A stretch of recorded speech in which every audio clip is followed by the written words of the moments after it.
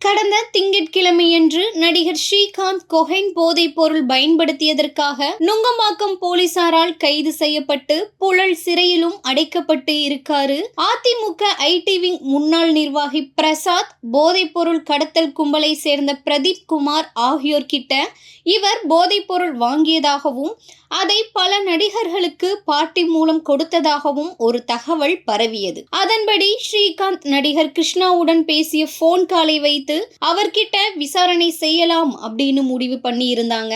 ஆனா கிருஷ்ணா கேரளாவில் ஷூட்டிங்கில் இருந்ததுனால தனிப்படை போலீசார் அவர்கிட்ட விசாரணை நடத்தி இருக்காங்க. அதன் பின் கிருஷ்ணாவிற்கு இந்த விஷயம் தெரிய வந்து நேற்று தனது வழக்கறிஞருடன் 1000 விளக்கு காவல் நிலையத்தில் ஆஜராகி இருக்காரு.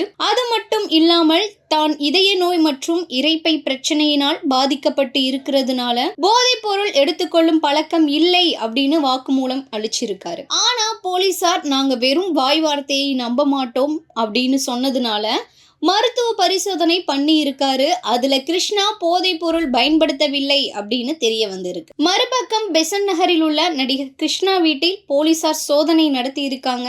அதுலயும் எந்த போதைப் பொருளும் சிக்கவில்லை அப்படின்னு சொல்லப்படுது.